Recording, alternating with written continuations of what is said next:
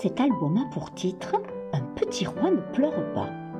Auteur Béatrice de Rurenard, illustrateur Edith. Dans une ville toute blanche, accrochée à une falaise qui domine l'océan, un vieux roi vient de s'endormir pour toujours.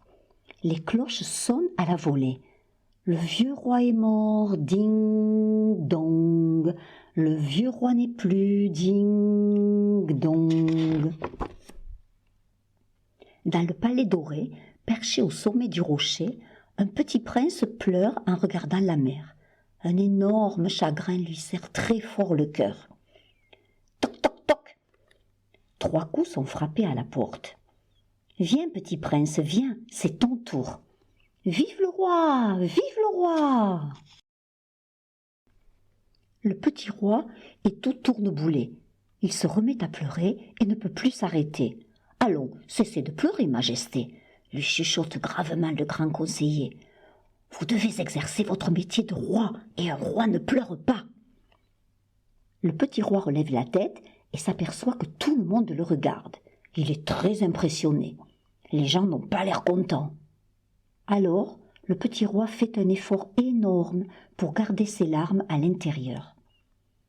À voix basse, il interroge le grand conseiller. « Que dois-je faire à présent ?»« Il faut que vous décidiez, majesté. »« Mais décider de quoi ?»« Eh bien, de tout, majesté. Après tout, vous êtes un roi avant tout. » Le petit roi est embarrassé. Il ne sait pas ce qu'il doit décider. Il est si nouveau dans le métier. Alors, le grand conseiller lui souffle à l'oreille. « Il faut vous occuper de la guerre, majesté. » « Le faut-il vraiment, grand conseiller ?»« Il le faut, majesté. Tous les rois s'en vont en guerre. » Et le petit roi, lourdement armé, part aux confins du royaume à la tête de tous ses soldats afin de combattre ses ennemis jurés. Maintenant, il faut remplir vos coffres et calculer vos richesses. Le faut-il vraiment, grand conseiller ? Il le faut, majesté. Et le petit roi, enfermé des jours et des nuits dans la salle du trésor, compte et recompte son or. Il faut aussi punir les voleurs, les menteurs et les empêcheurs de tourner en rond. Le faut-il vraiment, grand conseiller ? Il le faut, majesté. Et le petit roi, le dos courbé, balance dans les prisons pour l'éternité, gentils et méchants tout à la fois. Il faut encore chasser le gibier, enrichir votre volière, jouer aux échecs. Le faut-il vraiment, grand conseiller ? Il le faut, majesté. Et le petit roi s'enfonce à contre-cœur dans la forêt profonde pour chasser le chevreuil et capturer les oiseaux.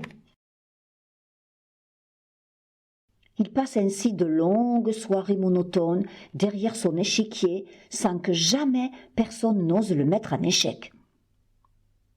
Dans son palais doré, tout en haut du rocher escarpé, le petit roi décide. Il sait ce qu'il doit faire.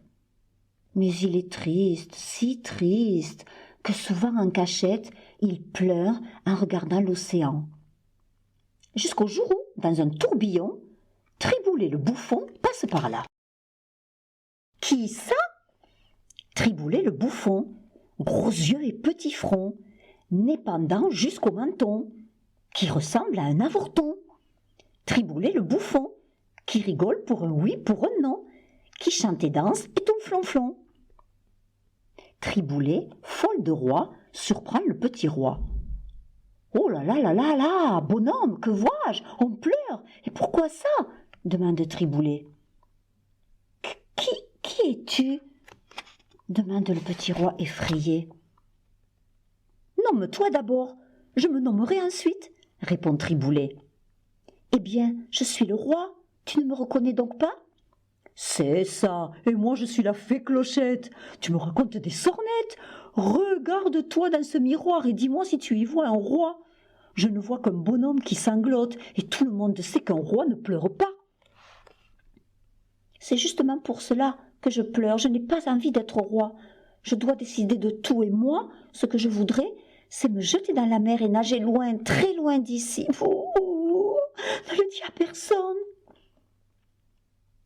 Tais-toi, bonhomme, tu te moques de moi? Si tu es roi, prouve-le.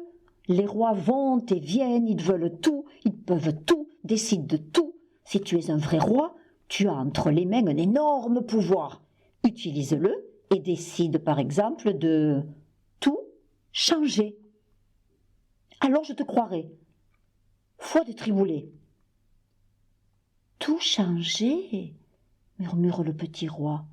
Je n'y avais jamais songé. Et le petit roi, suivi de tous ses soldats, agite de grands drapeaux blancs pour faire la paix avec ses ennemis. Il dépense ensuite sans compter une partie de son trésor pour que les maisons de la ville deviennent multicolores. Il ouvre les portes des prisons pour que menteurs, voleurs et empêcheurs de tourner en rond viennent lui demander pardon.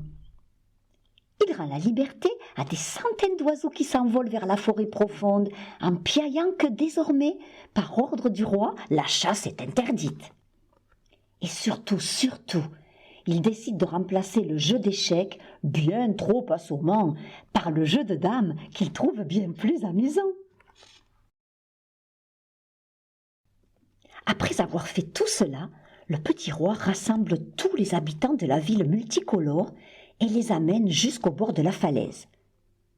Et là, devant tout le monde, le petit roi se met à pleurer. « J'ai décidé de tout changer, dit-il.